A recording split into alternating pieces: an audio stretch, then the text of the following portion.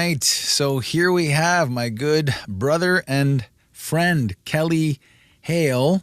And I just want to say hello, brother. Good to see you. I've been looking forward to doing this interview for many reasons, both personal, spiritual. I'm just so happy that you're here with me right now. It's good to be here, brother. Hello, Shade, and hello, Dom. Now, Brother Dominic's on the board, so we always like to give him a good high five. And we appreciate everything that you're doing, Kelly. And we got some recent news about your case. And just in case, I'll just give a bit of a briefing here. But my good brother, Kelly Hale, owned a restaurant called Jack Tuesdays. Did I pronounce that right? Yep, Jack Tuesdays, yep. Jack Tuesdays. And he stuck his neck out and basically, and again, of course, Kelly, you can always interrupt me if you have to, but bottom line is how I saw it was you said, hey, you're, as a government, asking me to violate people's rights, and that's not okay with me. Absolutely. And so you stuck out your neck, and our government, quite frankly, came against a citizen that was trying to fight for other people's civil liberties, as to not expose their medical privacy, as to not be discriminated against, to come into your restaurant if they wanted to order some chicken wings and some fries, and you refused, right, to put yourself in the position of being obedient to the small K king because you wanted to be obedient to the great God Almighty. And of course, in Canada, there's supposed to be a true recognition of the supremacy of God. And from where I'm sitting, you recognize that there were some people in our government that was trying to override that authority. And they were moving, or at least trying to move you. Of course, a lot of folks did. And I have to say this, a lot of businesses did comply with those discriminatory practices, and they were violating people's rights. But you, on the other hand, said, I'm not going to do that because it was a matter of principle. Absolutely. That's exactly why I took the stand I took. I was obeying God's law, not man's laws. And we just so happen to have a thing called the Canadian Bill of Rights that actually acknowledges that, of course, we are not supposed to invade people's privacy. It's an actual law in Canada, but I think a lot of Canadians have lost sight of that. And you are bringing this. I really believe that God is moving you to bring sight to this question. Hey, wait a minute. What about informed consent? Hey, wait a minute. What about medical privacy? What about, calling people, non-essential and things of that nature? Doesn't that go right towards, the idea of discrimination? And you saw that, and you stuck your neck out. And of course, by doing so, it earned you 10 tickets. Am I correct? Yeah, from the City of Kingston bylaw. So the first 8 counts that they gave me were tied to the Reopening Act of Ontario and the COVID measures. Count 9 was inhibiting bylaw from doing their job because I put a no trespassing sign up on my front door. And count 10 was operating with a suspended business license, the first 2 tickets they brought on September 24th, 2 days after the Vax Pass was implemented in Kingston. And those tickets were, 1 for not asking for the Vax passport and for not masking. The other 6 COVID-related counts, they just kept adding over those few weeks when I was still open.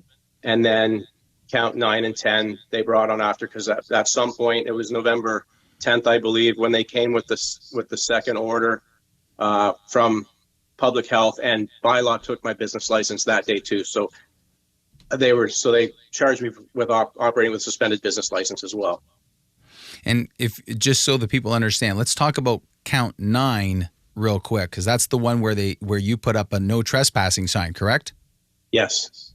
Yeah, okay, I had lots of signage on my front door, obviously the Bill of Rights and other things. And the sign basically said no trespassing without a warrant, for police, for bylaw, for public health, that type of thing. Kind of like, an innocent till proven guilty hint, not to mention enjoyment of property, which is in our Canadian Bill of Rights as well. And did they respect that no trespassing sign? Clearly they didn't, because they entered anyways on several occasions, police, bylaw, AGCO, everybody. The funny thing is, a few days after those first bylaw tickets were given, the Ministry of Labor showed up, and they stayed out in their truck and called me to come outside. So they clearly saw the value and the relevance of that sign, because they didn't walk into my business. So I don't know what else to say about that. Well, I don't mind, if you don't mind me doing my point of view on that. We can see that some people understand the true laws of the land, right? Yes. And then there was a whole group that didn't. And this is what we're trying to shine a light on here, because that's what we're supposed to do. When you want to help people, you have to shine a light on the truth. And the truth is that that was supposed to be respected. And quite frankly, what was the group that broke the law? Yeah. Do you mind state it for the record? Well, the government, who is walking by man's law and not God's law.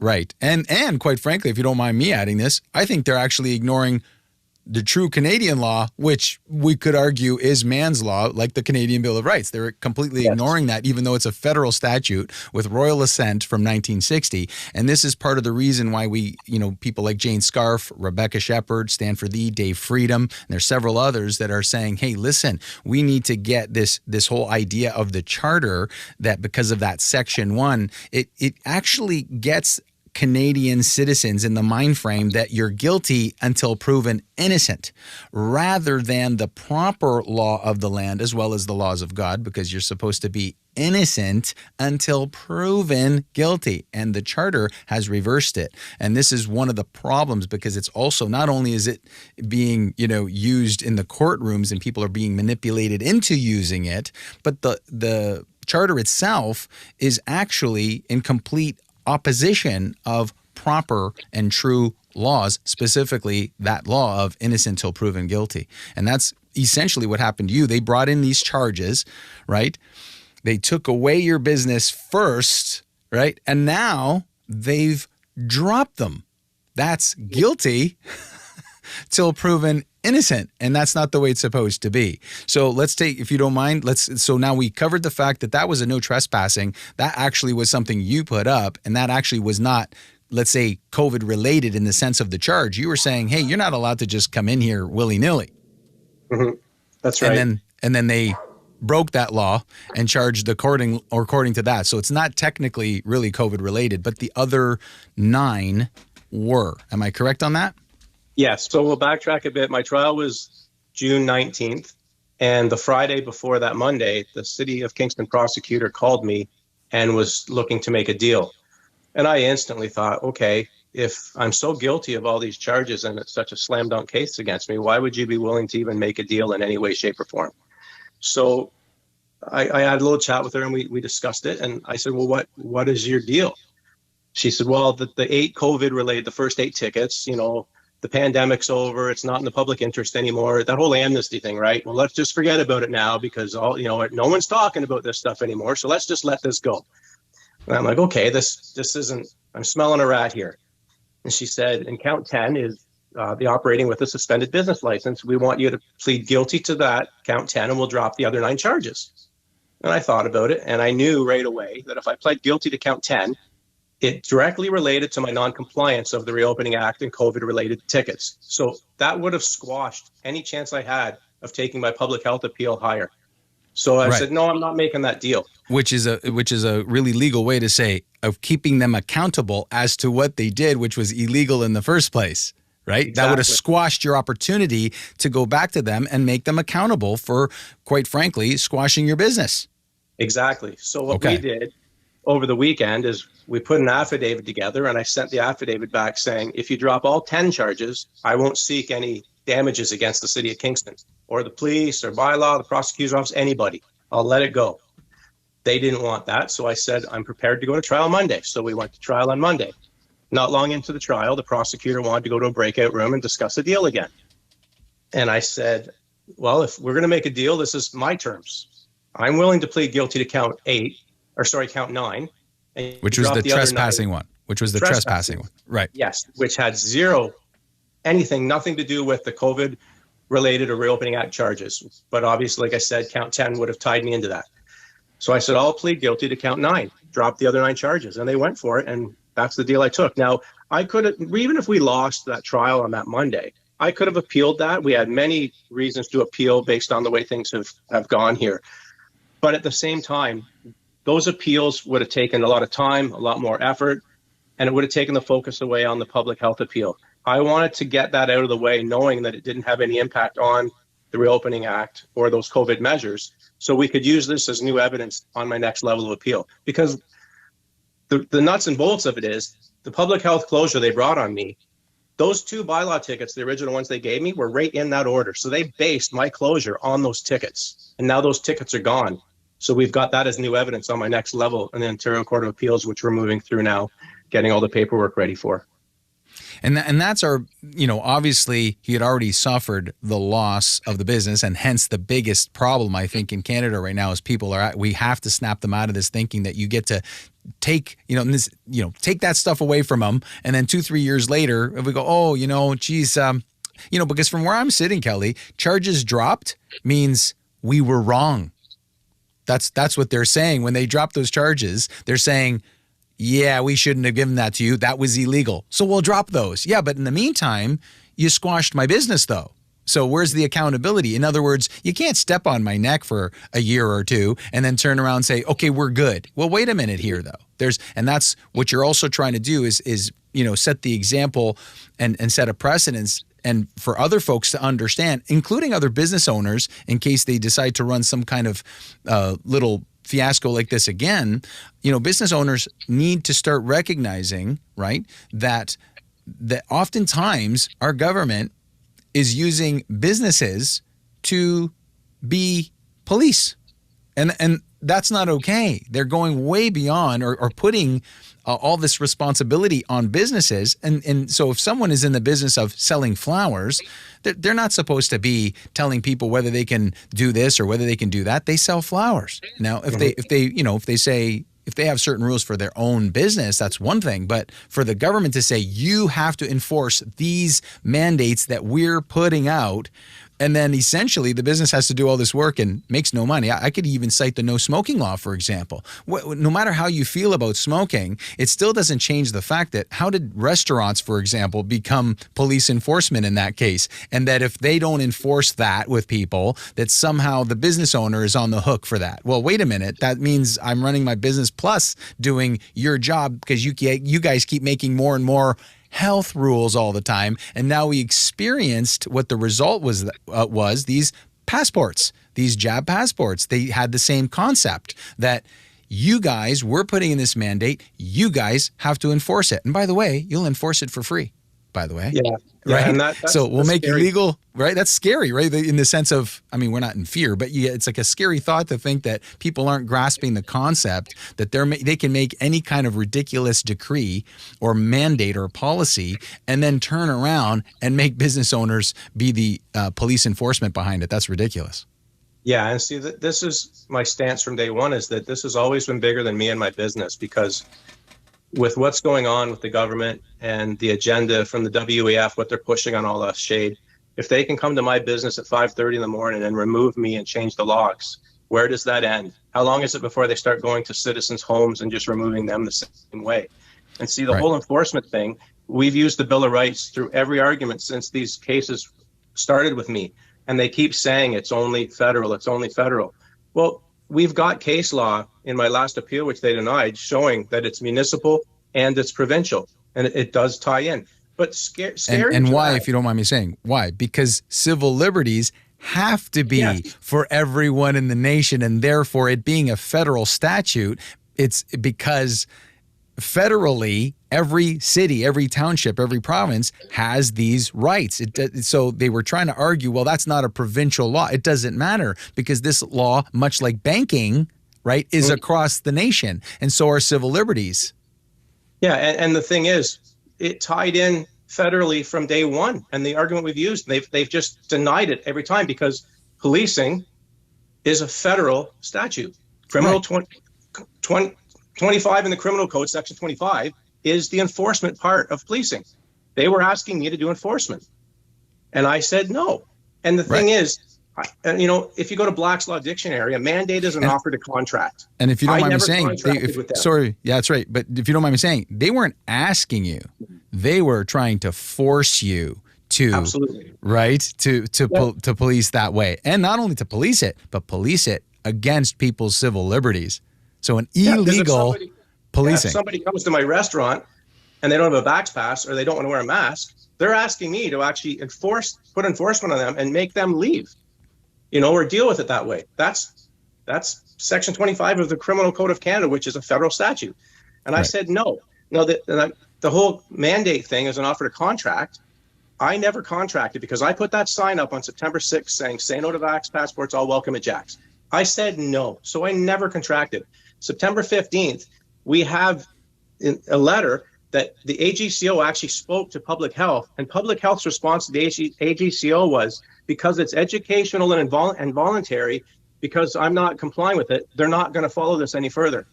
And then all of a sudden, a little later, they get forced into it and public health comes on me. But public health originally said, no, we're not going to see this through anymore. It's voluntary and educational. So they basically told me I didn't have to do it, but then they switched everything around and forced things on me, right? Yeah. So someone showed up. Oh, yeah.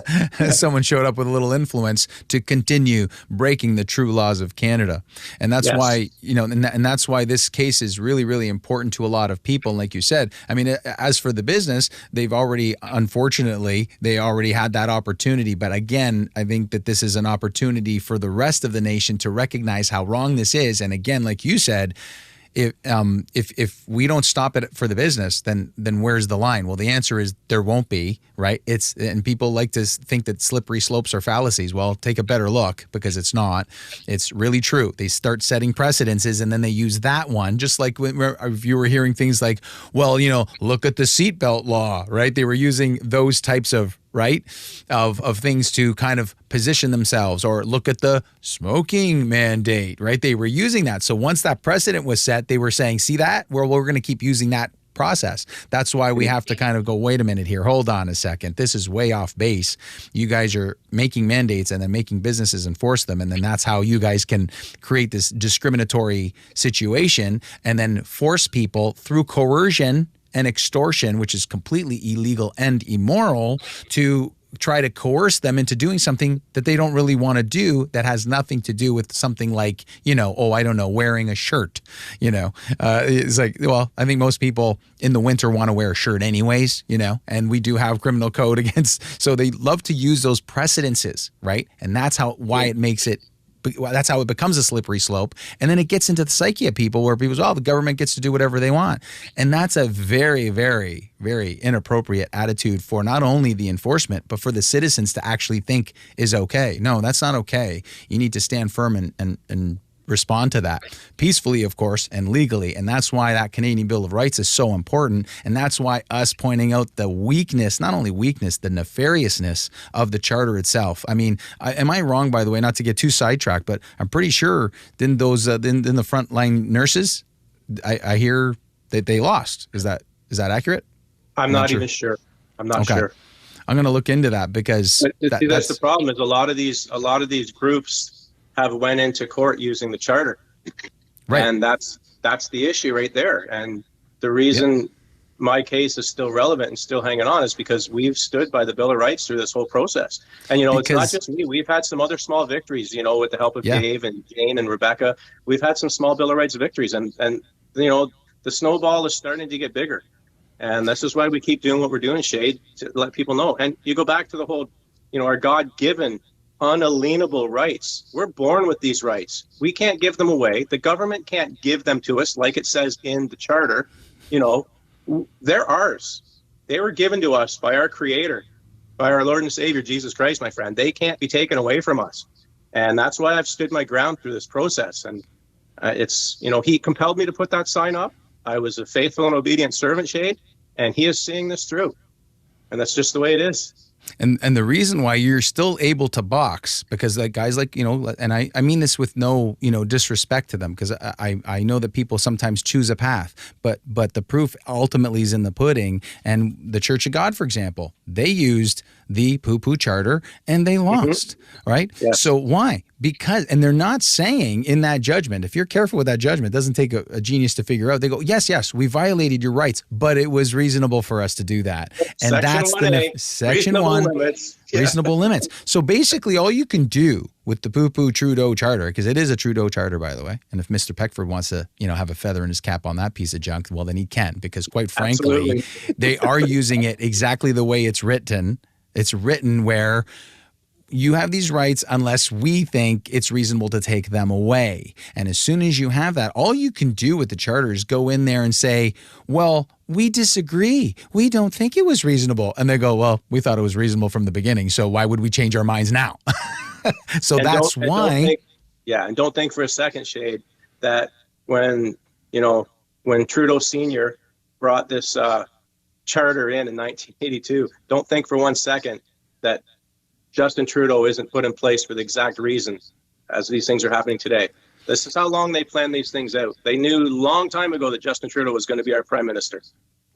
And the whole idea here too is that with that charter, what you do is you activate that section, whereas in your case you didn't, and therefore they don't have that section, so they don't have the weapon to beat you over the head with, which is section 1 of the charter. So that's why they have to drop the other charges, because you're not giving them that section to turn around and say, well, yeah, Kelly, we know we totally violated all your rights, but it was reasonable to do so. If you don't activate that piece of junk, which we're not lawyers, but listen, the proof is in the pudding. I don't know why you'd ever want to give the very government who took your rights away the opportunity to decide whether they thought it was reasonable or not, because I have a feeling they're going to be a little biased and go, well, we think it was reasonable. It's pretty much simple that way, right?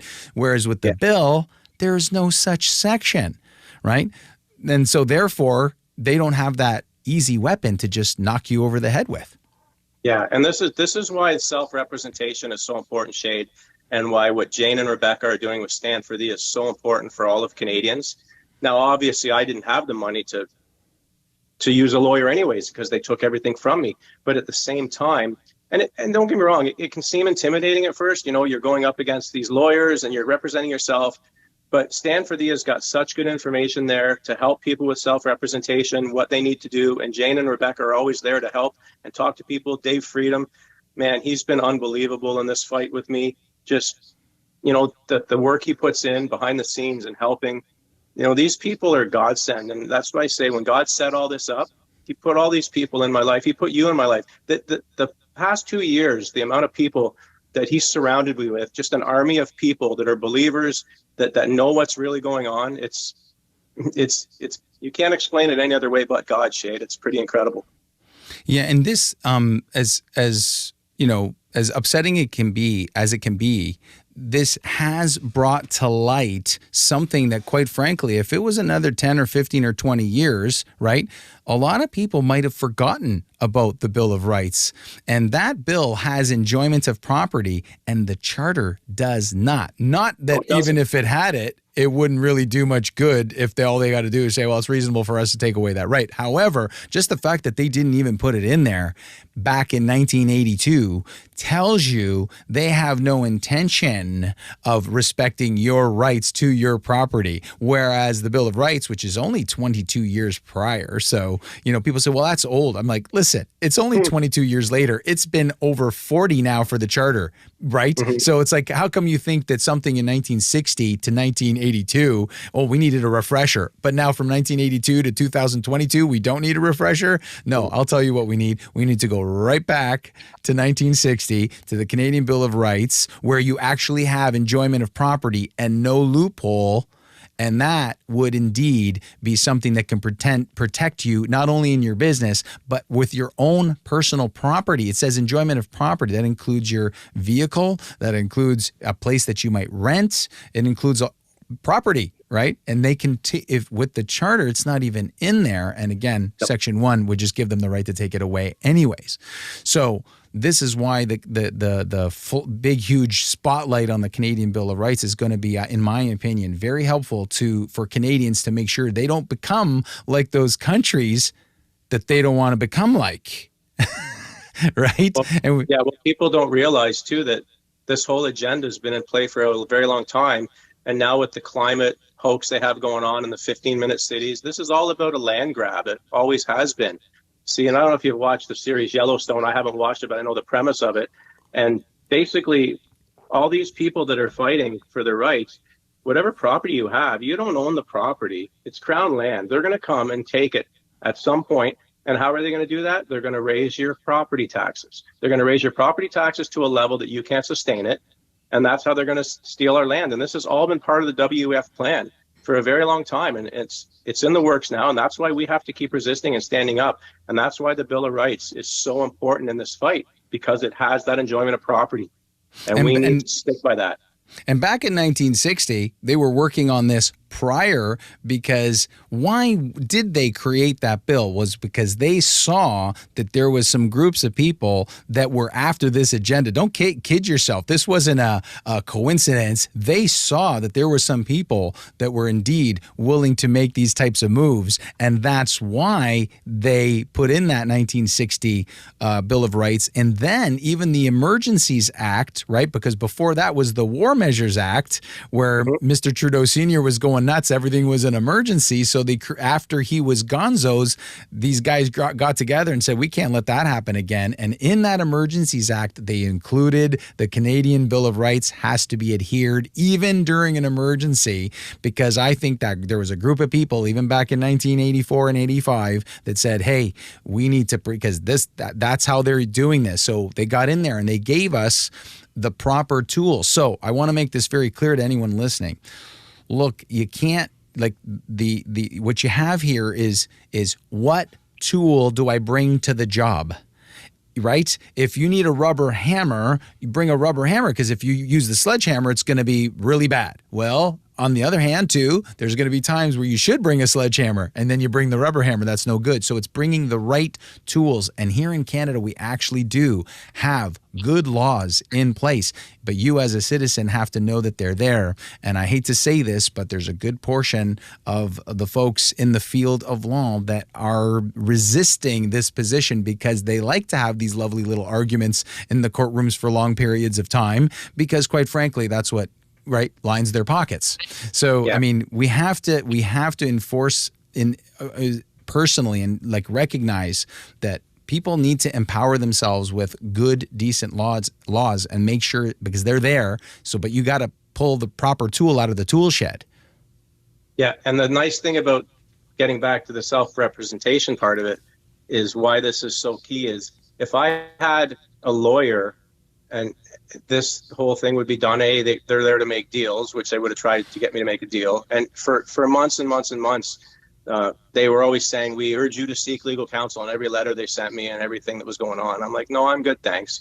But with self-representation, they have to give leeway. So there's been many times I've put paperwork in for motions and different things, and they've sent it back saying, no, this is wrong. And I'm like, well, I need leeway because I don't know what I'm doing. I'm self-representing. So we've gained so much more traction and bought so much more time because I am learning as I go, right? And the leeway part of it has kept this battle going for me. So it's been perfect. And that's the other thing people need to understand. You don't have to know what you're doing. You learn as you go, and the courts have to give you that leeway because you are learning and you don't know what they deal with on a daily basis. And these motions and different things that you put in, Shade, it's unbelievable. The different intricacies and the things that they want. And if one little thing's wrong, they send it back and you got to redo it. And a lot of that's just a money grab too, because then you got to pay again for it. We know the system's just there to rape and pillage our tax dollars, and that's all they do. So the leeway part is huge.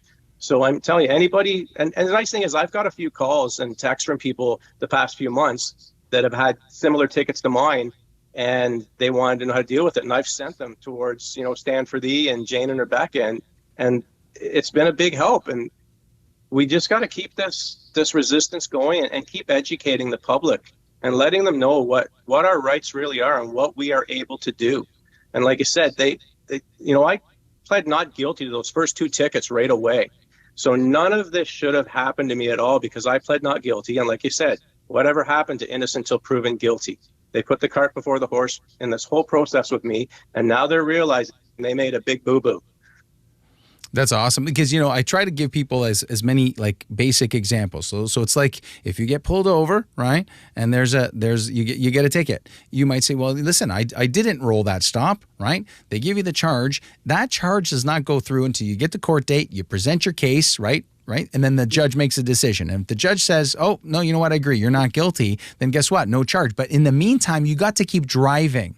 You got to keep driving in the meantime. So what you're saying is, look, put your charge. They put the charge, and you're going, well, I'm not guilty, and here's why. And they go, well, you're guilty anyways, and that's the problem. Whereas if they would have just, okay, well, we'll see you in court, whether it's 3 months later, 6 months later, and you get to keep operating your business until it goes before a court and a judgment is made. And this is the issue with a lot of psychology, with a lot of Canadians. They think that, and I think much of that damage is because of that whole, well, it depends if it's reasonable or not. Well, hold on a second. Who gets to make that decision? And that's a huge issue with the charter as well, right? And people need to understand that a freedom and rights civil liberty document should just say what your civil liberties are. Essentially, and that's what the Bill of Rights essentially does. And then, well, what happens if someone does something really bad? Well, that's what the criminal code is for. So don't try to put the criminal code in the freedom and rights document, because that's what Section 1 allows. It allows the government to make up wild things, like all of a sudden it became illegal, but not really, right? But they give the vision that it's illegal to go visit your grandmother in the hospital or something, right? And that's how they can do it, with something like that Section 1 of the Poo Poo Charter, whereas the Bill of Rights would not allow that. But because it's in the people's psyche, that's what we need to undo. We need to show them that part of the reason why Canada has been, up until fairly recently, a really decent country to live in, and it's the kind of country that most people wanted to move to, is because of these types of civil liberties. And it's never been a perfect legal system, but it was better than a lot of other locations. And that's why I tell people all the time when they go, well, it's better than, and they'll list off one of those places that we don't want to move to. And I'm like, well, the reason why it's better is because of these laws. You don't want to get to the point where you end up saying, well, I guess we're as bad as them now. Well, see what happens. So now do you want to do something? No. Do it now so that you don't become like those countries you don't want to move to, right? Yeah, and the scary part is about the whole process, how things unraveled and rolled out, was that when public health changed my locks and locked me out of my restaurant, they originally had the keys to my business. Those keys were supposed to stay with public health, okay? When we went to court on June 19th to fight the closure the first time, my landlord and the lawyer for public health conspired, and that lawyer said he was representing my landlord as well, which was a huge conflict. And my landlord ended up with the keys from public health, which never should have happened. So technically my business should still be there locked up till this gets dealt with. And once the landlord got the keys, that started a whole separate battle, and they were coming after me with lawsuits and forcing me out. So it was, you pick your battles, and I just knew that was a battle I didn't have the time or the resources to fight at that time, with so much else going on. But that was all a sham too. Like, my landlord never should have had the keys to my business. No way. But what you did, right?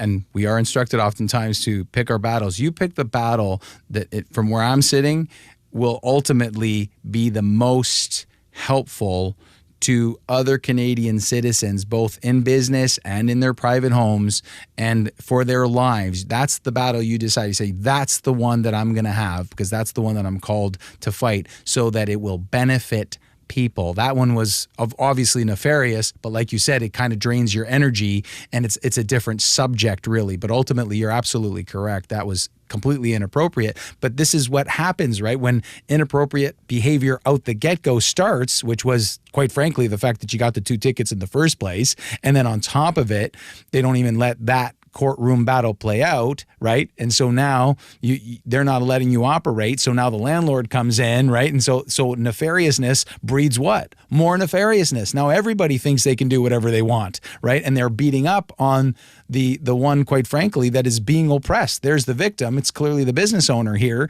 And now everybody's beating up on that guy. Right? And this is the problem with nefarious decrees, nefarious mandates and policies. It's a huge, huge problem, because all it does is breed more nefarious behavior. And that's why I really appreciate everything that you've been doing, Kelly. I just hope that we can continue.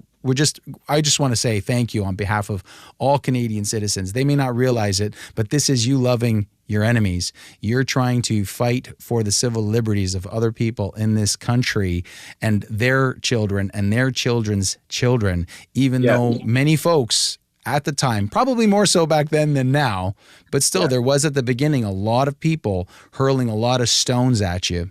And and one of the important things too, before I forget, is that why the battle with public health is the biggest and most important battle for me is because the World Health Organization, the last few years, they've tried to take over everything, even police. See, that WHO pandemic treaty that they passed not too long ago, that basically says they can come up with any pandemic they want.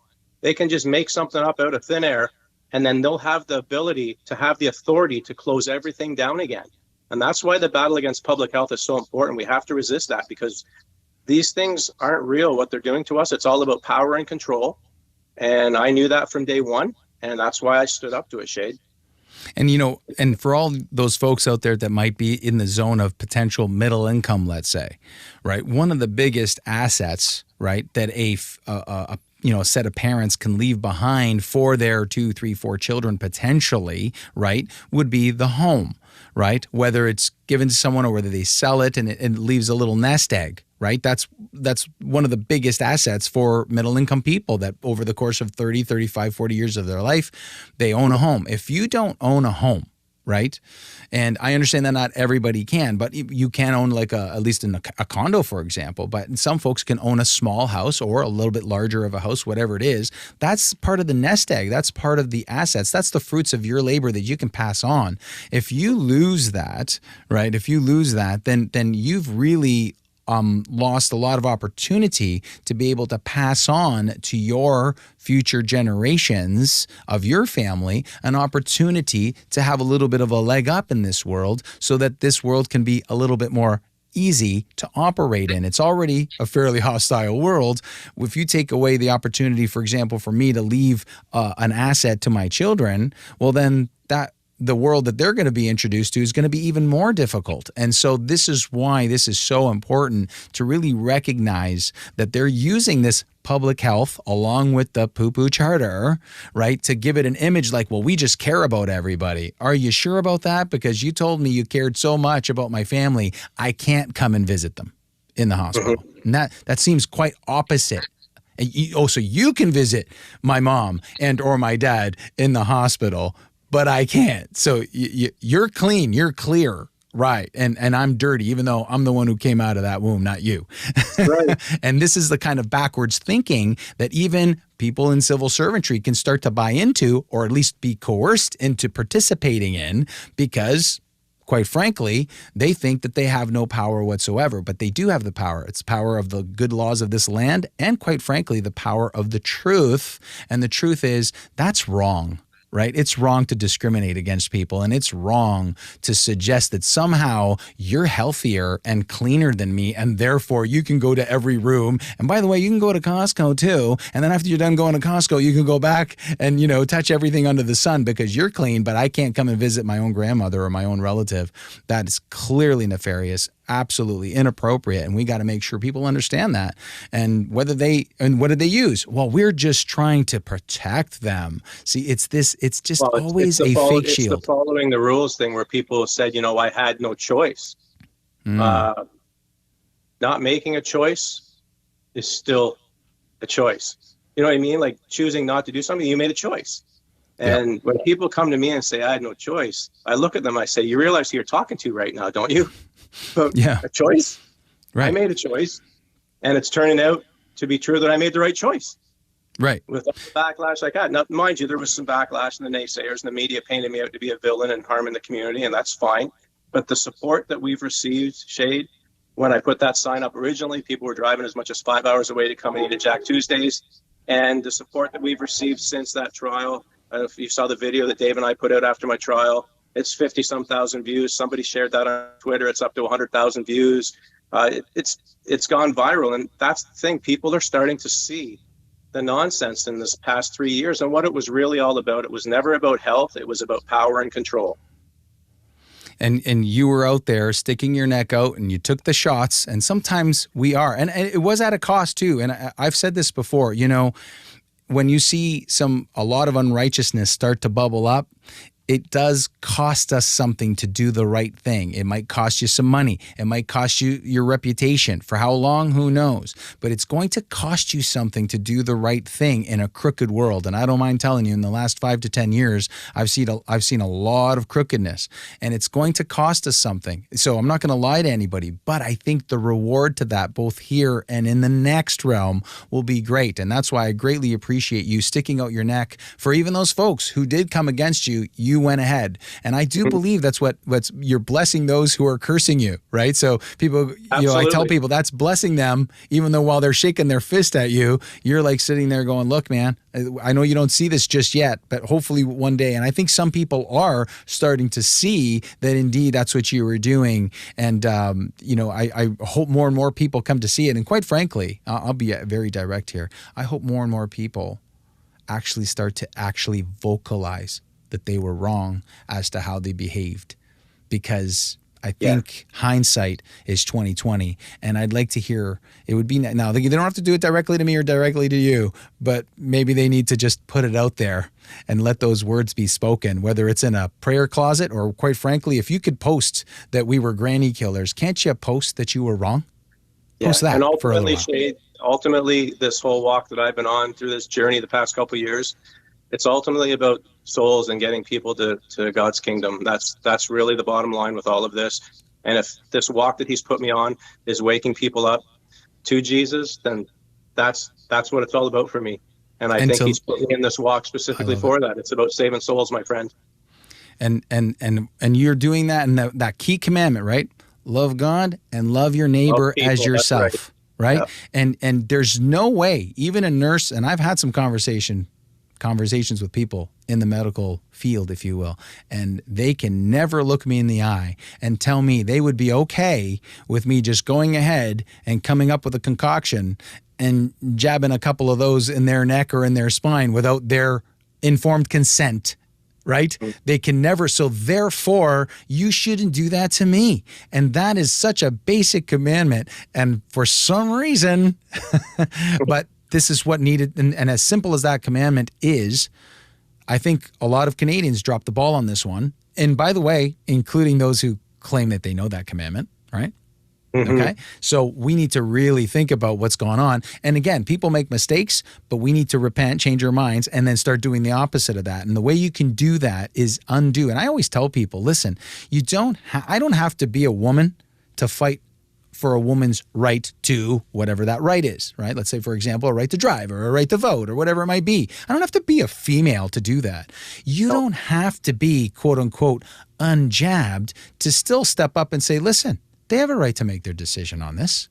You don't have to be unjabbed to make that decision. You can be partially jabbed. You can be fully jabbed. It doesn't really matter. But when you see nefariousness, and that is nefarious, if you chose to take it, well, okay, that's your call. I have my opinions, but it's your call. We are asking for what has always been standard in this country, which is medical privacy and informed consent. And you do not discriminate based on people's medicinal choices. And it's very, very clear. And quite frankly, I'm shocked that I even need a piece of paper to prove that that's actually true law. But thank God we have the Canadian Bill of Rights. And of course, we have the true law, which is indeed do unto others as you'd have them do unto you. And bro, that's what you did. You took on a fight that, quite frankly, if you weren't positioned the way you were, you'd want some other owner to take on this fight so that you and your children, you just happen to be the guy that God decided to use to bring such great lights and exposure upon what's really going on, and to move Canadians to really keep this country great. And we do that by indeed